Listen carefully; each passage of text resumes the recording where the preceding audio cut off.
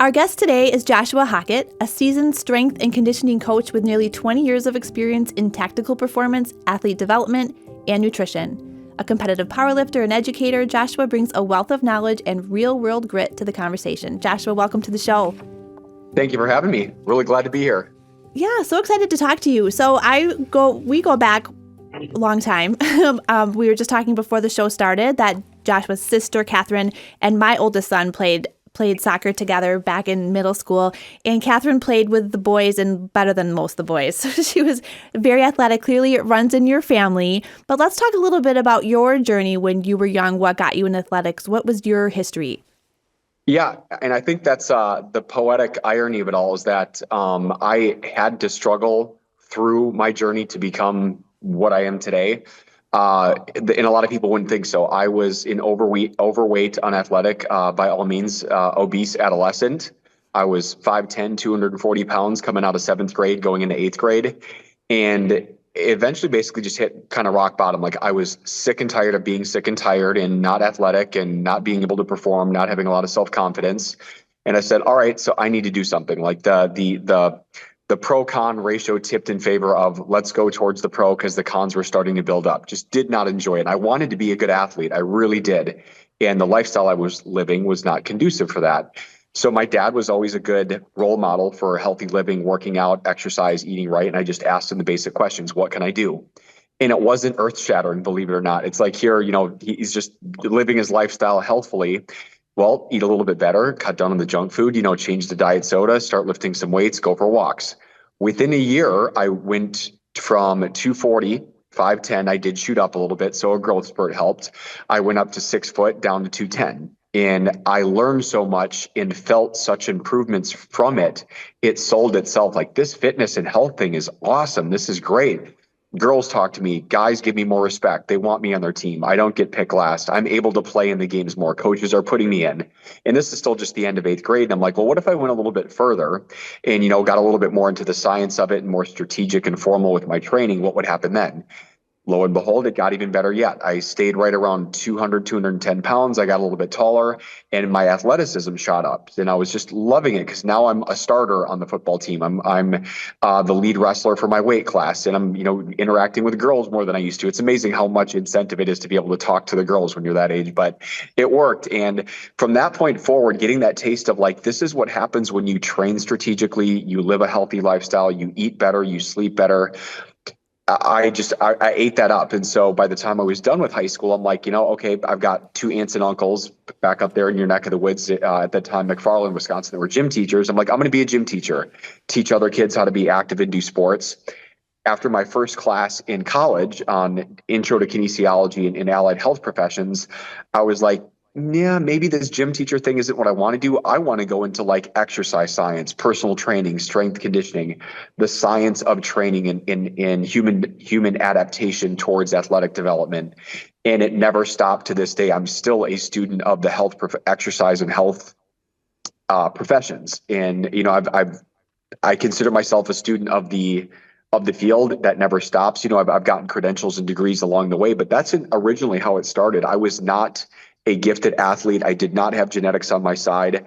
I had to go through my periods of struggle to get to a point where that transformation ultimately formed the bedrock of the interest and the fascination that I have with fitness and health today.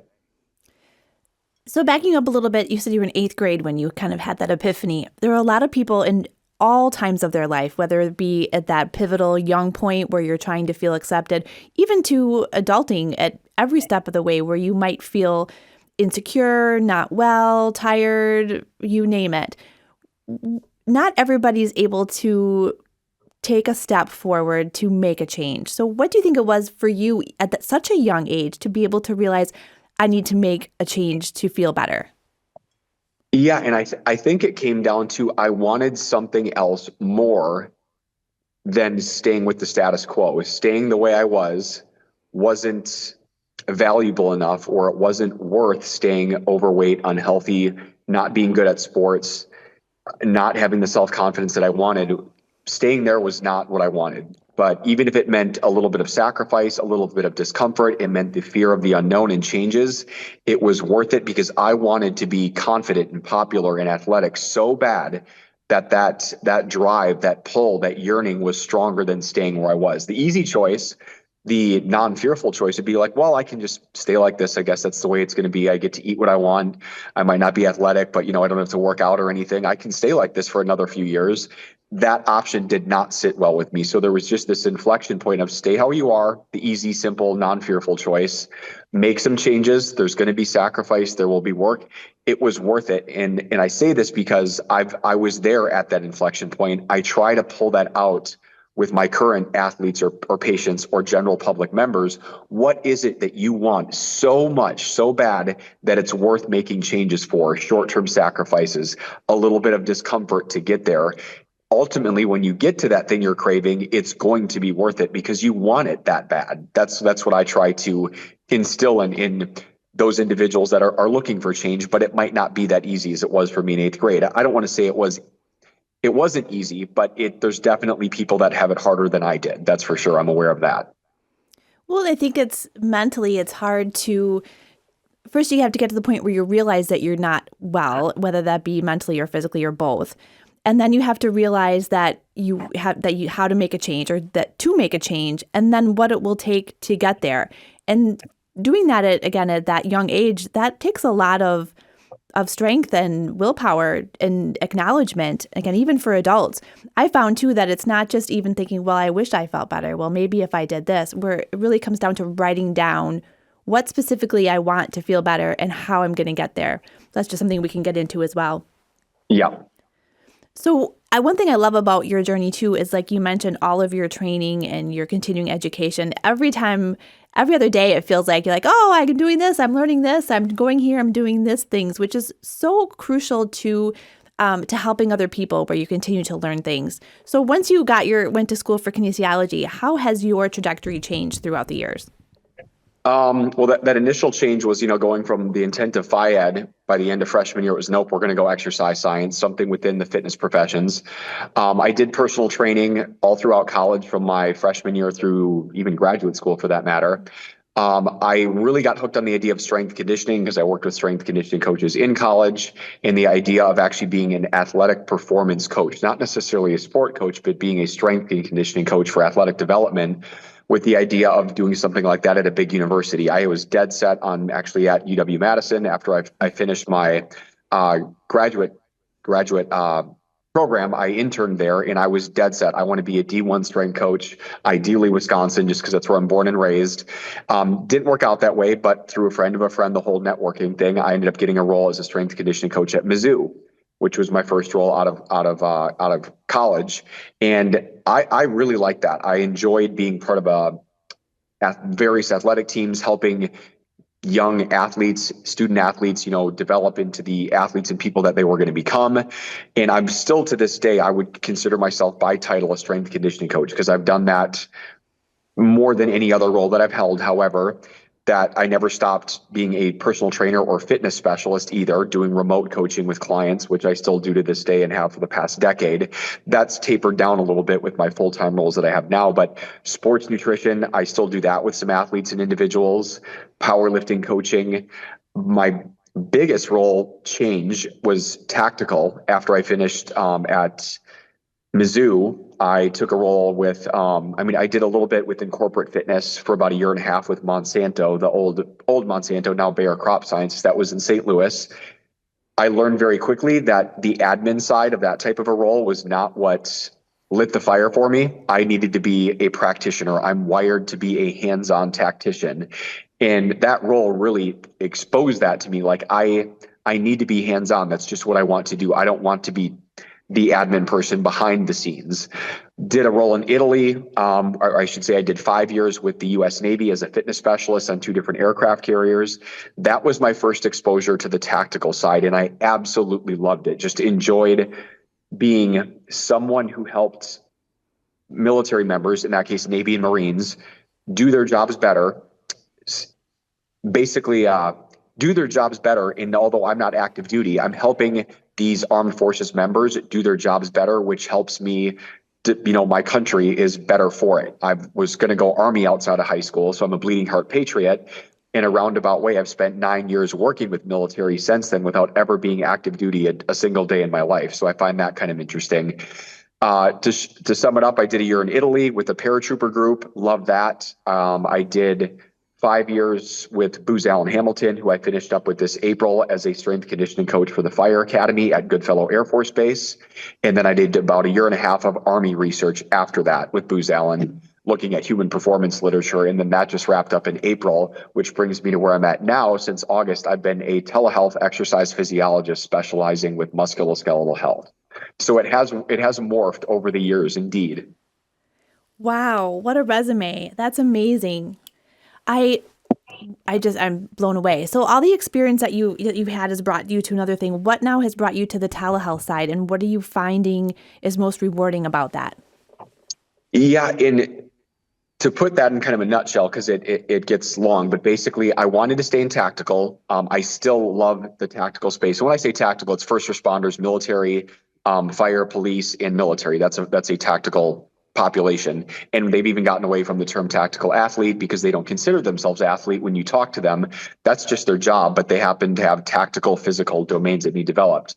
When I finished with Booz Allen, I wanted to try and find those roles. It was going to require us to relocate and go somewhere else.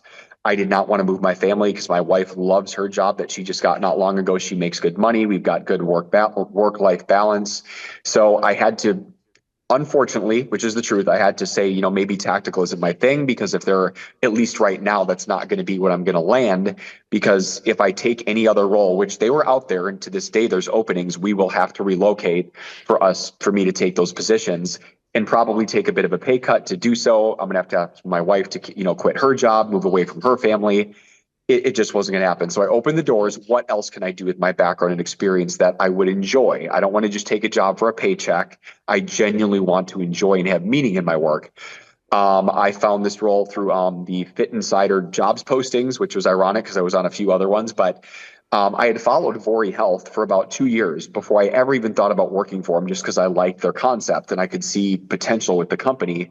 So when I saw an opening for their first exercise physiologist, I was like, well, look at that. I could do this role based on what they're asking for. I like the company. I like where it's going. I've followed them for a while, applied, got the interview, didn't really think, they're going to see me as the strength coach that's worked with military. That they probably won't even take me. They made an offer within 2 weeks of my first interview. And I was like, okay, maybe this will work. And it worked out great because we didn't have to move. I can do my job basically from anywhere. And I was concerned with it being telehealth and all remote that I might get bored with it soon. That was my biggest concern because I've always been in person. And it turns out I actually really enjoy it, and it's more engaging than I thought it would. They're all video based. I'm literally in my home office where I get to, I wear scrubs. It's interesting because I never thought even 5 years ago or 2 years ago I'd ever be wearing scrubs as a clinician. But I'm on video showing patients how to move better, how to do movements, how to correct deficiencies, how to make modifications in exercises. I'm building exercise programs they can do at home or in the gym. They really have their act together for a system that allows for telehealth to work for an exercise physiologist based role. And I mean, it's just as engaging as it would be in person without, the physical contact piece. Would I prefer in person? Absolutely. But it's the next closest thing I have found for an exercise physiologist to offer musculoskeletal care and health. There's been so much advancement with technology, and now we've got AI coming into part, but giving people opportunity and access to healthcare, to coaches, to trainers, to provide a more thorough approach to wellness. So I think that's really cool to see that there are these companies that are taking wellness and really going for it. And I don't know that people all realize that there are these options out there. Who is your client? Is it someone who has had an injury? Is it someone who's dealing with, ergonomics at work? Like, what is your focus? Yeah, that's a great question. I was actually quite curious about that myself coming in. Like, what exactly is the population that I'll see? And they basically said it's all Gen Pop. So you're going to get everyone from, the geriatric population who's in their 70s and 80s that are just looking to maintain activities of daily living, work on some balance, fall risk. But then I've also got, it's a minority, but I have a handful of individuals that are men or women I've got one that's getting ready for a marathon in 2 weeks, and I'm helping her get ready for that. I've got another guy who wants to get his bench and strength up, his bench press and his deadlift up by 50 pounds in the next 8 to 10 weeks.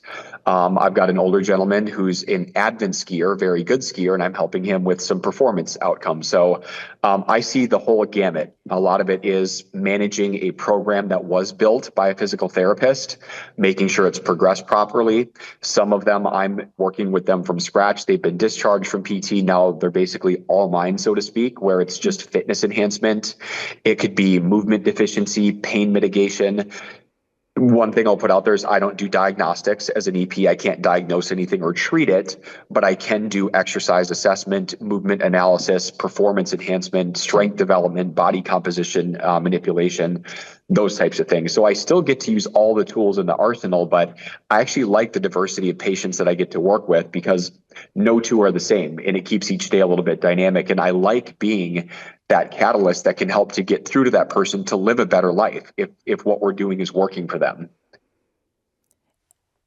Living a better life. How do I say this? There are a lot of people, which we kind of touched on in the beginning, who may be comfortable or not willing to move forward to live a healthier lifestyle.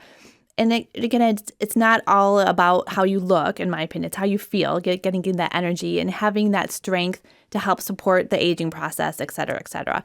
So with all of your history and all of your background, like what advice would you give to anybody listening who is kind of stuck, who maybe knows they should be making a change, but not quite the point of making a decision to do something different?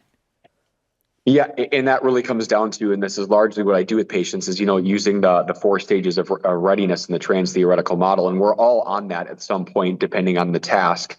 But when it comes to their health, their fitness, or wellness, are they pre-contemplation? Are they contemplation? Are they preparation? Are they in action? Or are they in maintenance? And after some talk and dialogue, I'll kind of find out where they are. And my job is to look at the ambivalence that they might be expressing. We all know we want health. We want to feel good, sleep well, have energy, not be in pain. We want those things. But the ambivalence is we want this, yet I'm doing this. I want A, but I'm doing B, and I'm being my own obstacle. And that's because change is hard. It is not easy. There is unknown. There's concerns and there's fear. And there's struggle with that. So I try to move them along that ambivalence spectrum of, why do you really want this? And what's going to happen if you stay the same? What's the littlest thing you could start doing today to start making forward progress? And with those baby steps and getting inside their head, so to speak, and moving them into change talk, change thoughts versus sustained talk, they start to see, I am doing something that gets in the way of my weight loss. I do actually have time to get a 10-minute walk in. It doesn't all have to be in the gym. I do have a way to get more sleep in. Those little things start to get unlocked. And when they start to feel those changes causing benefits, I try to get them in that upward spiral where it's like, well, then what if I started hydrating? What if I cut out soda? What if I cut down alcohol? What if I did a 20-minute walk? It starts building, and then I'm there to, I say, fuel the motivation, because I truly don't think I can create motivation for a person. That must come from them. But I can help to pour on that fuel to keep that fire burning hotter and hotter, to keep the motivation going, giving them the encouragement, the affirmations, the pats on the back, the hey, you're doing great, the revising of goals, that kind of stuff. So anybody can start anywhere, but it comes down to the point of what do you want and why? And then what can you stop doing to be your own worst enemy, or start doing to be proactive with those steps? And it's often the littlest thing that you could do every day that starts to get that ball rolling. It does not have to be this big revamping, this revolutionary change. I have to cut out this cold turkey. What's 2 or 3 little things we could start doing right now today to get you moving forward? And then let's stick with that. Usually tips the ball in the right direction to move forward. We can always go from there, but you have to start somewhere.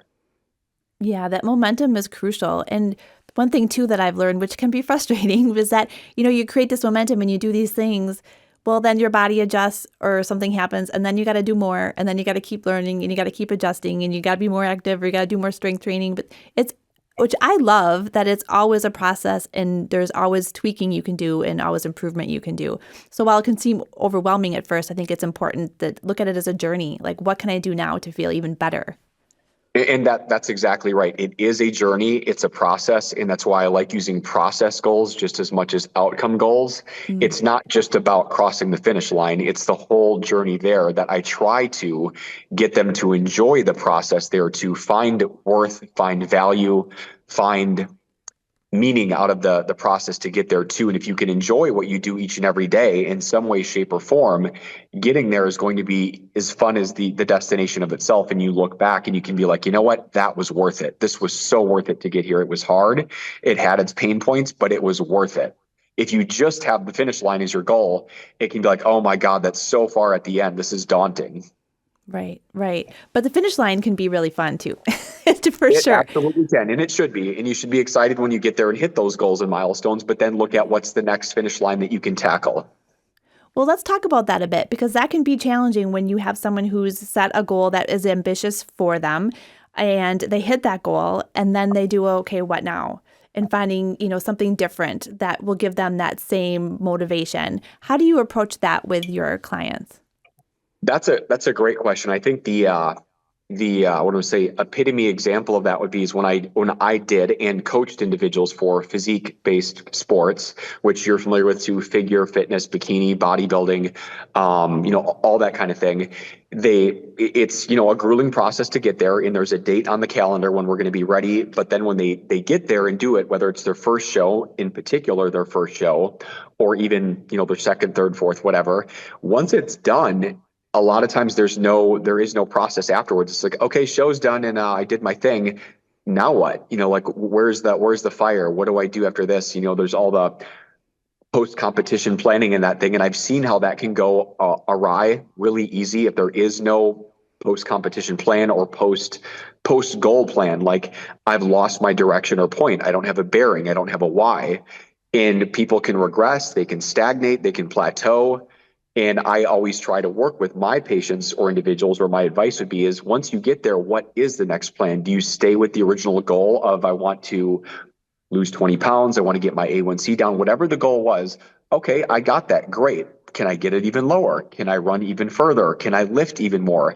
Do I change it to a different fitness parameter altogether? Okay, I got my cholesterol down. Now let's work on my A1C. I've got my weight down. Now I want to get my waist down. It can be within the same vein of body comp, weight management, health improvement, but just shift gears within the same domain, so to speak.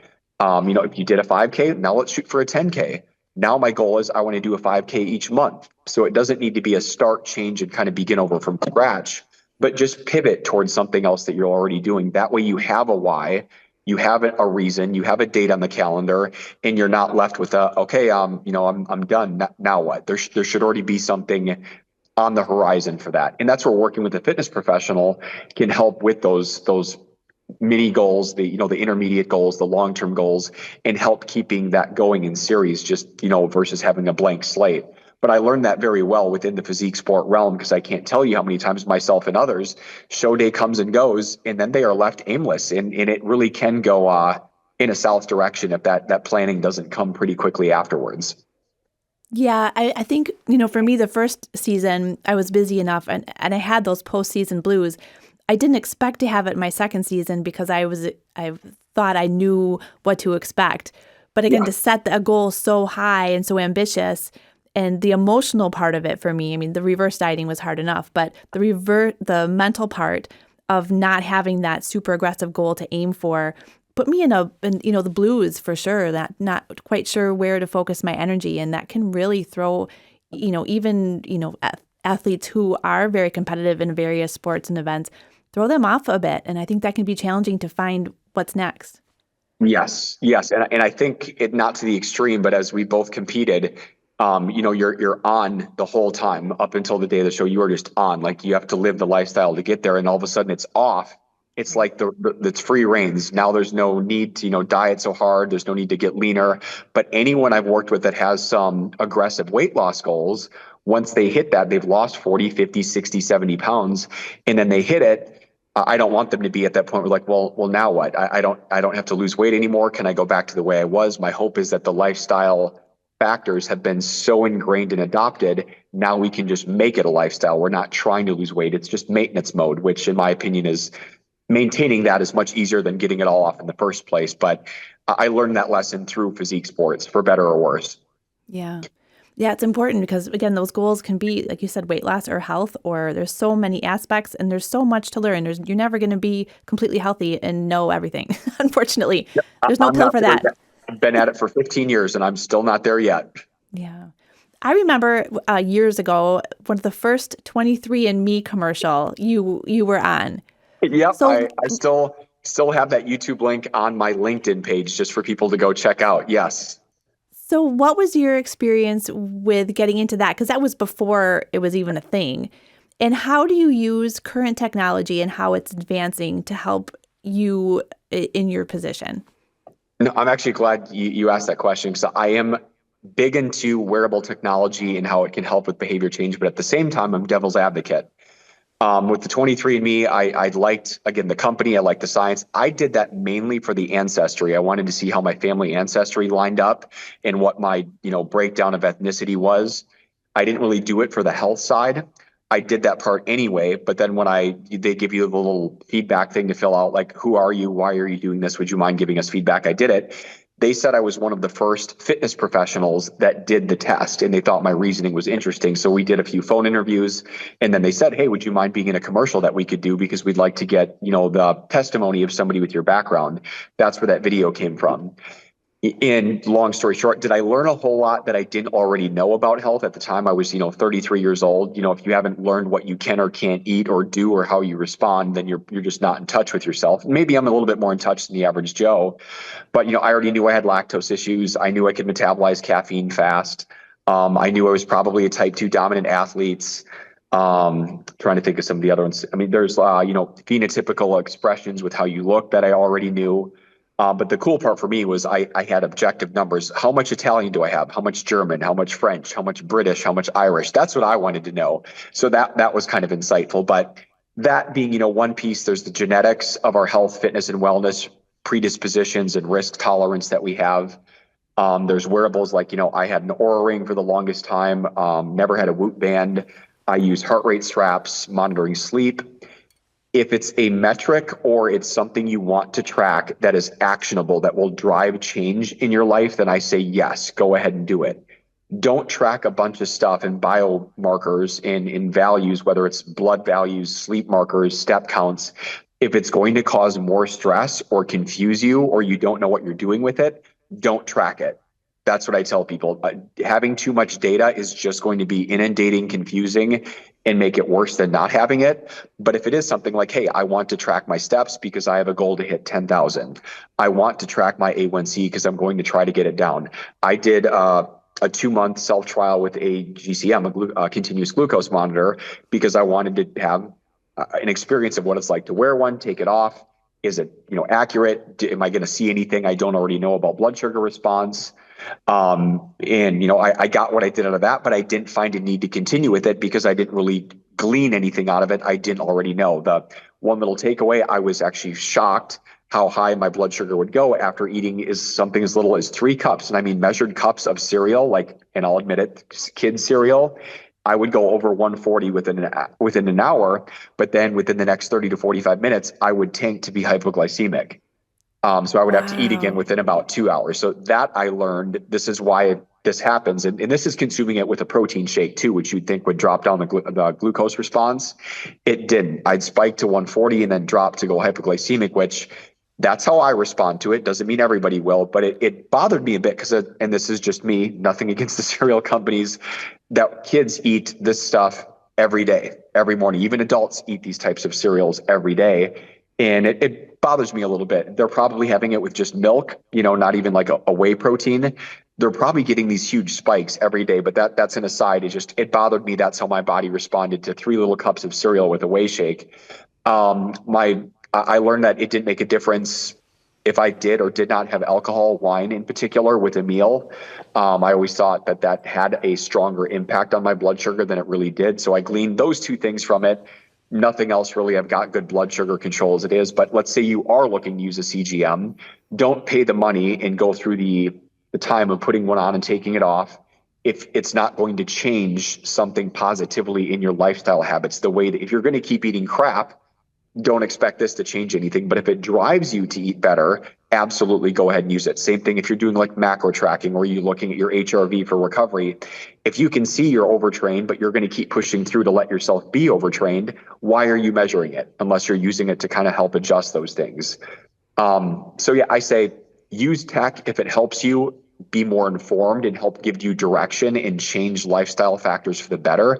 But if if it's not helping you change anything, or it's too inundating and it's confusing you, don't use it. That's where I would kind of put the marker down on whether or not to use a technology. That's really great advice, but I'm going to hop back to the cereal because this has come up on other podcasts as well. Because when I grew up, it was all about the food pyramid, and we had Fruit Loops for breakfast all the time, and it was more than 3 cups probably without milk. But it's amazing how much, I'm reminded how much what we eat affects how we feel, even when it's not something that we may think is that bad. But those sugars, man, they are terrible for you. They're so addicting and they're so not good. Yeah, and like Raisin Bran, I'll still eat almost several times a week. I like frosted mini wheats, everything in balance and moderation, of course. But when I did Fruit Loops, I did Cinnamon Toast Crunch. I still am a 10-year-old in a 41-year-old male's body, so I still like my kids' cereals. After my workouts, that's something I go for, whey protein and cereal, because it's super easy, it's super convenient, it tastes good, and it gets me my 100 grams of carbs, my 50 grams of protein, and never had much of a problem. But I did notice I would feel my lips will tingle, my hands will tingle. I get a kind of a moderate headache in the back of my head. That's when I know I'm going really low in my blood sugar, like a sub 60. I wanted to put numbers with it besides just a finger prick, which is what I'd done in the past. And this would happen within right about the 2-hour mark of consuming that shake in the cereal. The CGM, sorry, let me see what was happening. That, yeah, you are going really high above a 140. And then, yeah, you're tanking right after that because of the insulin release. And I'm like, well, maybe this cereal thing isn't the best thing for me to be doing post workout anymore, even though I still, to this day, I love all those cereals. But let's bring that down, or maybe it's a smaller serving. Maybe we mix it with like something more low glycemic, because that's not doing your liver or your body, your pancreas any good by getting these rapid spikes and these low drops. So that did lead to an actionable change. And now seeing that, even my own son, he's going to be 11. I'm not going to be a food Nazi, but I'm going to be very careful and cautious with how often, he eats those kinds of cereals, because I don't want him having juvenile diabetes by the time he's 12 or 13. And if I can change those habits now to maybe more fiber rich, less sugar added cereals, I will do that. And it bothers me because 3 cups sounds like a lot. Go and measure it with a measuring cup right now. I bet most people are around 2.5 to 3 cups when they have cereal. Right. Yeah, definitely. And I think it's very interesting if people start to pay attention on how they feel with what they eat, eliminating those things or changing those things, or, adjusting the amounts can really make a difference, whether that be with sugars, with alcohol, with gluten, with, allergies, everything. Yeah. Your body, your energy level can completely change when you change what you're putting in your body. Hands down. Yeah. My sister is exactly a perfect case, that she started really looking at and manipulating the littlest things that she was eating to find out she was having some issues with whatnot. And she was able to work with a registered dietitian that looked at women's health and hormones in particular. And once they got it dialed in, it was a game changer for her energy levels, her recovery, her workout performance. Her weight loss became much easier, because we are a collective response of the foods we put in us each day. And if it's not the right ones for your body type, your metabolism, microbiota, that whole thing, you can be actively working against yourself each day, or you can be helping yourself each day by what you put in. Right. Right. And it really comes down to everything you eat. I mean, like I've mentioned before, a few months ago, I made a change because my energy level was so bad. And it was really getting rid of most foods for a while just to try to let the body heal. And it was hard. But boy, your body needs that time to not have all that crap causing all that inflammation. Huge difference. It is hard to make the change, but it does make a difference. Absolutely. Yep. As far as your training goes with people and your writing programs, if we talk more on the fitness side of things, as you mentioned, every case is going to be a little bit different or unique. How is it that when you're dealing with, say, the athletes who are, planning for an upcoming event.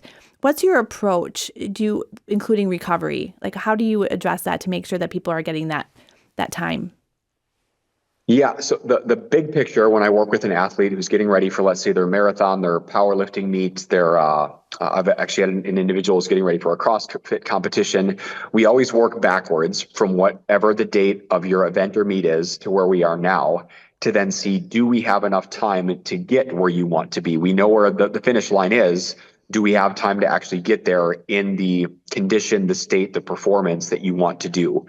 And if we do, great. If not, then right from the get-go, it's my job as the professional to say, we don't have time to safely get you to where you want to be on the X day. We either need to find a different competition date, push it back a little bit, or revise our realistic goals. Because I'm not going to set them up for failure and say, oh yeah, you're going to hit a 600-pound PR on that squat, when I know we're probably going to get to maybe 500 in the time we have left without getting you hurt. So there's that piece, working backwards, and then looking at kind of their training history through questions and, kind of how their body can tolerate stress. I will use deload weeks. We will use, what I call regen days. And I call them regen days because I use them myself. I don't want them to think it's a training session. It's a regeneration day. We're not going to the gym to train, to break down, to, induce breakdown or need more recovery. We are there to accelerate the recovery process. This could be a long walk. It could be a light jog. It could be foam rolling, active isolated stretching. It could be a massage. If you're into contrast baths, you could do that, the hot and the cold. If you want to use Normatec pneumatic sleeves, you can use those things. Using those on your off days as a bout, again, I don't want to call it a training session because it's not, but it's recovery. We're worried about the tissues, about the body systems, to make sure that we are stimulating the body with recovery equal to what we're doing in the gym to break down. And I learned this front and center when I worked with paratroopers. We trained those guys, and they worked harder than just about any other athletes I had. Like, the amount of physical tasks and mental stress they had to go through was a lot. It was brutal, but we had a team, an HPO team, a human performance optimization team, sports psych, physical therapy, athletic trainer, physiotherapist, strength coach, RD, working with them. If they're not in the gym training, they're working with us on recovery, with sleep, with hyperbaric chambers, with those Normatec sleeves. So we matched their output with their recovery to assure they could come back the next day and do the same thing. Most people don't have all those resources, so we have to be careful that we can push pretty darn hard. Look at pro athletes, look at Olympic athletes. We can do that with them because they have the resources, the people, the professionals in tech to accelerate recovery with them too. For the average Joe or Jane to be going into the gym for 3-4 hours a day, day after day, and then expect to recovery from that, unless you're a beast and just a genetic gift, it's probably not going to work. You're going to end up driving yourself into the ground. So I look at what that person's resources are. Like, how hard can I push you based on what we can do with your recovery? If you're in construction 8-10 hours a day, I can't bury you in the gym because you got to go back to work and be able to put out for your job. If you've got a desk job, I can probably push you a lot harder because you don't have a taxing job also sapping or burning the candle on the other end. And then at the same time, if we find your body starts to get aches and pains, and you get your elbows and knees start to get some itises and oses going, okay, as soon as those start to flare up, we need a recovery week. And for some people, that's every 4th week. Other people, it's every 9th or 10th week. Usually the younger, it's less frequent. The older individuals, I consider myself one of those.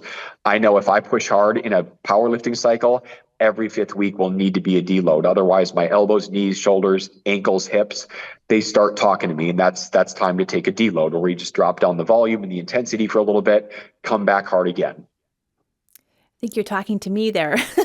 Actually, I have a coach as well, and we just had the same conversation this week where that cortisol spikes, you got stuff going on, your body gets tired, your fatigue crashes, and if you don't take that time to deload, you're just fighting against yourself. And I am not good at recovery. I think that if there's one thing that I really need to focus on, it's the sleep and recovery, because I'm a doer and it's really hard for me not to go to the gym every day. Yeah, no, that's absolutely right. And for me, I still feel energetic and mentally hungry for the gym, but my joints as a power lifter, and I've heard this from others, they will start to they start to complain, saying, hey, I still hurt, I'm still hurting, please give me a break. And then it's like, okay, this isn't going to do any good to be tough and push through. Let's just give it 1 week, drop the volume a bit, and dial it back, pull in the reins. Lo and behold, I come back after that week and I'm ready to just go ham at it because all my joints feel good. And Yeah. I'm more sensitive to that with my older populations. The younger bucks in their 20s and maybe even like mid 30s, early 30s typically bounce back a little bit more. But you said the other piece, I also really look at their sleep. If it's irregular or it's not close to optimal, I try to get it there, one, because I can do so much more with them if they have good sleep. And I'm the biggest candidate for this. I know I do much, much better on good sleep. But if they just can't or are not getting it, I also have to factor that in because I know their recovery is not where it could be without good sleep patterns. And sleep patterns are something that are very hard to fix, I'm finding. I do all the things and I still don't sleep. We've had many conversations on this podcast about that too, and yet I'm not learning. I'm not doing what I should be learning because It's it's hard. it's very easy advice to give, and the science is there that if you sleep Hmm. 7, 8 hours a night, most nights, you're basically on 100% recovery mode. Like your body's going to recover mentally and physically very well, metabolically, neurologically, you name it. However, we're human beings, not machines. We have other things going on that get in the way. Kids, jobs, stress, whatever it might be. People don't have good sleep hygiene in their rooms and their bedtimes. It's very hard to actually get into place and to convince people of the value that they're leaving on the table that they could be getting. It's just not easy to do. It's one thing to say it, hey, get 7, 8 hours, it'll be magnificent, I promise you, and it's true. Getting them to do that is another thing. Right, because it's not always a choice. Because you can go to sleep, and then when you wake up and you can't fall back to sleep, sometimes it's not always a controllable factor. It's not, and it's only been, at least as far as I know with the research, that maybe the past 10 years at best has it really started to glean on, like, we need people to get more sleep. And oh wow, people have a lot of sleep problems, from medications to stress to lights, room temperature. They're really breaking it down to the factors that contribute to sleep, and there are a lot of them. So let's talk a little bit about all the factors and technology. We touched on it a bit, but as far as IT goes, or as far as AI goes, excuse me, what do you see short term, next 2 years? What do you see 5, 10 years? How AI is going to impact the wellness industry? I'm very curious as to where because I know where it's at now, and it shows strong promise. There are less pieces of tech, brands, companies that have it right and pretty well dialed in than those that don't. I think there's a lot of hype out there compared to what's actually usable and tangible. And I mean, for example, Aura, Whoop, I think are the two big ones that actually have validated. And then I think there's an Apple Watch. I don't know which model and make it is. I'm Team Android. Sorry, people, but they've got a watch that have been validated against polysomnography, like an actual sleep study, to where it's not as good as that, but it's pretty darn close for something you can do at home from a watch or a band. And then with those companies kind of leading the way, as well as others coming on board, when you can start to gain insights on what that means. When I go to bed at this time, I sleep better. When I wake up at this time, I have a better REM cycle.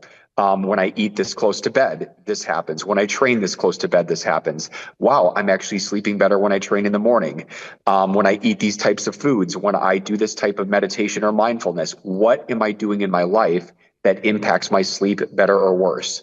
When your AI and your device can start to inform you of this equals that or this does not equal that, now that's powerful. You've got leverage. You've got actionable tools moving you in the right direction that you otherwise didn't see associations for. And I think, we're talking precision medicine, we're talking, precision sleep. As AI can help to show you those correlations and relationships, where they exist, where they don't. Is it a strong correlation? Is it a weak correlation? Does it not matter at all? You can really start to customize what it is that you do or don't do that gets you that good sleep, that helps you eat better, manage your weight, improve recovery. I think in 5 years, we're going to be at the point where there is a device for nutrition, for sleep, for recovery, training zones, load tolerance, allostatic load variables. They will be out there. How accurate, I don't know, but they're going to be available. I'd be shocked if they're not by then. Yeah, I think it's going to, once it gets going, and look at how much it's changed so quickly in the last 2 years. And I just think it's going to just accelerate immensely. And I'm hoping that along with, being able to analyze the data, that gives people more resources on the health side since, clinics can be hard to get into, doctors aren't always open to alternative therapies. So I'm hoping there's more of a well-rounded approach to wellness that is accessible for everybody. Yeah, and I mean, there's already a few out there. Like right now, if you could have, a device that has you, in your room, and it gives a 360 view of your body. It asks you to squat, let's say, do a push up, a jump, a lunge, do a rotation, some what do I call it? Cardinal movements as a human being that we can all do. And it's measuring the degrees of motion that you have at all the different movements compared to what you should be able to do. And then it can customize, okay, you're deficient in this range of motion. You're tight here. These muscles are underactive. Imagine how powerful that would be for a physical therapist, a strength coach who can, I mean, they've just got an entire readout of your primary movement mechanics. And they could, okay, we need to work on posterior chain. We need to work on squats. You've got knee valgus. You've got internal shoulder, deviations. Now you've got a prescription right there that gets sent to that professional, and they can still use clinical differentiation and diagnosis and, judgment. But I think we're going to see things like that. Like, all right, let's do your screen. 5 minutes later, AI looks at it and says, patient XYZ here, good. This is what we have to work on. I mean, it's going to be pretty amazing, I think. Yeah, pretty exciting. But I'm glad that you still mentioned that the data will be sent to a coach or a medical professional, because there's something that a person can provide as far as feedback and far as coaching that I don't think we'll ever get from AI. Just want to point that out. I have used reluctantly and resistantly, because I didn't like the idea of people asking an AI thing, build me a 12-week program for strength development. It'll give you a pretty decent program, but it doesn't know your stage of readiness, your injury history, about that past shoulder, surgery that you had, the fact that, you might have longer femurs, and a wide stance squat is better than a narrow. Those little things like that it can miss. And then I asked it to do one for a patient. I wanted to see what it came out with. And it was actually pretty good, but it put decimals in the wrong place and some wrong numbers for sets and reps. They would have been using far too much weight in certain exercises, and they would have been doing 55 rep sets in specific exercises had I not caught those. The patient might not know that, hey, Josh is the expert. This is what I should do.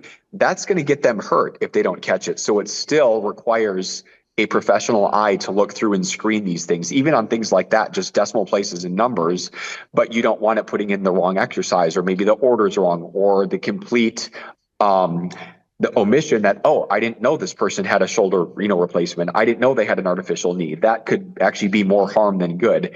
A real professional would know to ask those questions and make the needed modifications. Right. Good point. So as far as you personally, we talked a bit about your career. With your fitness journey, is there anything that you have upcoming as far as your personal goals go? I'm still a competitive power lifter. That's kind of always my backdrop as an athlete. I just say I like to lift heavy stuff because I don't consider myself an athlete just because I can lift heavy stuff. There's people far more athletic than me. The really funny, ironic part is, I mean, you've seen me, anyone else that, looks at me like, you're probably a triathlete or a runner. And I get it. I'm 6'2", 185 pounds. I look like a runner. The thing is, I don't run at all. And I can actually date it. The last time I ran formally to run for any training was December 10th of last year, when I was getting ready for a 5K that I did with my wife. It's called the Rudolph Run that they do here around Christmas time. But I do intentionally walk about 2 to 2.5 miles a day. I try to get out each morning and walk because, again, I work from home. I don't have a lot of reason to get out and get all the activity I used to. My goal is 10,000 steps a day or more. Part of that is the 2 to 2.5 miles every morning. But my wife jokes, and so does some other people. They're like, yeah, Josh, your walking pace is most people's slow jog. And I do walk fast. I'm tall. I have a long stride length. So I don't do any real cardio for any means, but powerlifting is still the main thing. Even though I look like a runner, but then it's always shocking when this running looking guy gets on the platform and squats 400, deadlifts 500, and can bench over 200. So it's like, skinny guys can be strong too. It's neurological. It's not just bodybuilder muscle size. It's technique, it's strength, it's neurological. And that ends up being its own conversation. So wait, you mean I could be strong too? Yeah, absolutely you can. But There's that. If I do 5Ks anymore with my wife, she likes to do those quite often. And the only reason I'm really against a lot of running is it doesn't help me power lift, and it's really hard to go and train running when you're squatting and deadlifting twice a week. Like you're lifting on sore legs or you're running on sore legs. So walking, I'll walk 5Ks all day long, all week long, and that doesn't provide any interference. But I keep it simple. I just like to lift heavy and go that route. It's just what I like to do. Yeah, I appreciate that because I also like to lift heavy, even though I'm getting a little bit lighter now just to prevent injury, but I don't like cardio. So I don't know if I will ever get back to that cardio point. Maybe, I don't know, but I Yeah, don't love it. I strictly do it so I can walk the walk and talk the talk. I want to be 60, 70, and 80 and have a good ticker, a good heart on me, a good cardiovascular system. Right. And I've seen and read too much research that supports having it developed as high as you possibly can, a high VO2, good cardiovascular base in your 30s and 40s. If it's built up really high, then when we do hit that ultimate, point of decline where we all start to fall apart a little bit, it's a very slow, gradual decline. And because it started so high, you can be 70 and 80 years old and still have a good cardiovascular system versus being in your 50s or 60s and being like, oh, shoot, I'm at high risk for cardiovascular disease. I should have developed this 20 years ago. Right. That's Right. why I shoot for the 10,000 steps. That's a great idea and great advice for people listening too. So, you as a coach and with all of your experience and all of your knowledge, if you could give one piece of advice to our listeners who are at any point in their wellness journey, what would be your advice? I would say if you have some objective or goal, and most of us do for health, wellness, or fitness, is, as I said, find something you can start to do right now today. If it's worth it to you and has value, find something you can start doing today and every day. Some little step, drinking water in the morning, an extra 1,000 steps, eating a piece of fruit, cutting out some alcohol or soda. Start doing that today and see how that helps. Start doing anything. And the other thing is, don't be afraid to fail. I had to learn about 20 ways of what didn't work and what was just garbage information to find out what did work for me. So don't be afraid to fail and start something today. That's great advice. So when someone does fail or gets feels dejected from a result or a product or whatever, how do you, I mean, that's easy to say, don't be afraid, but how do people stay the course? How do they pivot? Because you mentioned pivot earlier, and that is my word. Like that's in your business, your marriage, your wellness, everything. You have to be able to pivot. Yeah, and learn from the mistake, learn from the failure. Why did it not work? Was it kind of doomed from the beginning? It was just something that, again, when people say, well, it worked for my neighbor, it worked for my brother, so I'll try it. Don't just do something because it worked for somebody else. Make sure it is something conducive with what you want to do with your lifestyle. Don't go and sign up for the gym that's 15, 20 minutes across town that you're not going to want to go to because it's too far away or you feel intimidated at. Join the gym that's closer, that has people that are like you, that's more welcoming, that kind of thing. Start with, maybe just walking around the block or doing something at home that make the easy choice easy to do. Don't make the right choice the hard one to do. And then this is where I'll plug my own horn as an allied health professional. Seek the help of a strength coach, a personal trainer, a fitness specialist, a dietitian, a nutritionist, and help them carve out that plan with you. If I'm going to take a route, to right now get up to New York, I'm going to consult Google Maps or a map. I'm not just going to hop in my car and hope I get there by myself. I know the general direction, but I will get lost. You wouldn't do that same thing with an area that you're not a specialist in, like nutrition or exercise or whatever it might be. Use the help of an allied health professional in that domain that can help you make that map to get from A to B as quickly and safely as possible. So with allied health professional, is that something that's like in certain networks? Is anybody able to use it? Like how does that program work? Well, if I had to say, if people were looking for when I say allied health professional, I should say allied health and fitness professional. It's called REPS, the Registry for Exercise Professionals. And that's where you will find individuals that have one of the 5 major certifications and a degree in an allied health profession. So health science, exercise science, ex-phys, nutrition, something like that, they will be listed on that site because after they got their degree to even sit for the exam and then pass their exam, their exam number is put up on the rep's website. So I would just say check there to find your most credible degreed certified professionals within allied health and fitness. Gotcha. That makes a lot of sense. And again, finding a professional and a coach and how someone to help hold you accountable, give you suggestions, can really be the big difference between success and failure in what you're doing. Absolutely. If you're going to put in the time and effort for it, you might as well get that game plan built very, very well around you and your needs right from the start. That way there is less chance for failure, more chance for success. And you've got the professional accountability of somebody who's going to make sure you're doing it right. And the biggest piece is they can troubleshoot every single week to make sure that it's working for you, not 8-10 weeks down the road. Oh, this wasn't working that well at all from the beginning. Too bad we didn't fix this at week 2 or 3. Right. And that's the difference between that and having to go in to see like a medical doctor. You get in and you have a visit and then you're done. Where with a coach or a professional, as you mentioned, you have that accountability on a weekly basis or regularly at least to keep an eye on what's going on and how your body's changing and how to, again, to pivot. Yes, exactly. And since no two people are the same, it is critical to have somebody who can help look at the nuances of what does and does not work for you and your lifestyle too. That's a great point. So if people want to follow you and get more information and follow your journey, how do they find you? LinkedIn would be one good place. And then as far as health, fitness, wellness, nutrition, the main output that I have, the main channel or platform would probably be my TikTok. And that is just at muscles N, the letter muscles and morsels. Simple as that. So I put out a lot of content on health, fitness, wellness, research, evidence, that kind of thing. But otherwise, Awesome. LinkedIn.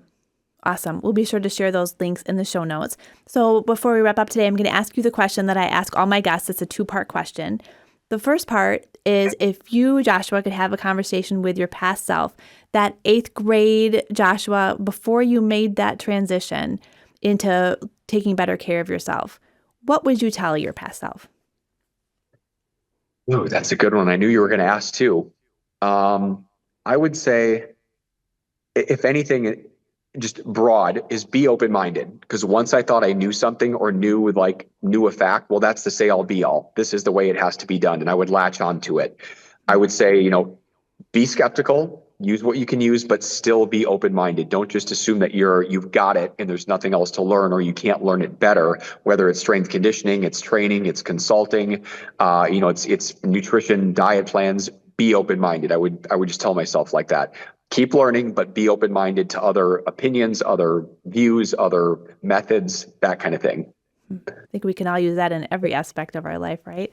Yeah. So now if you can have a conversation with your future self, 20, 30 years in the future, probably working out at the gym or doing your favorite, eating Fruit Loops in your protein shake.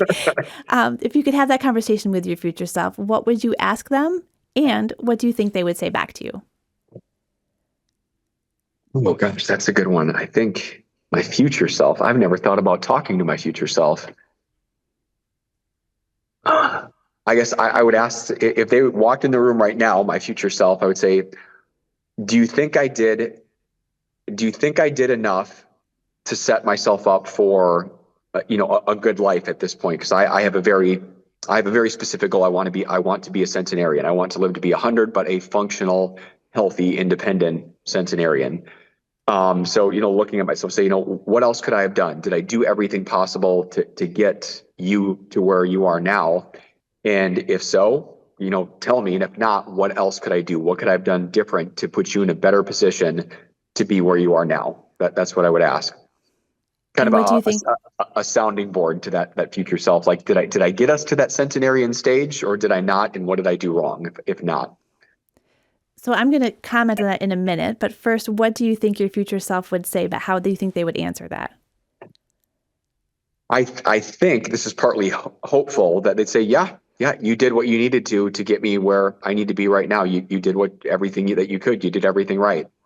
That's what I would hope they would say. I love it when the past and the current and the future self all kind of come together, because maybe your future self would remind you to stay open-minded as you continue your journey into finding that best version of yourself and making it there. Just a thought.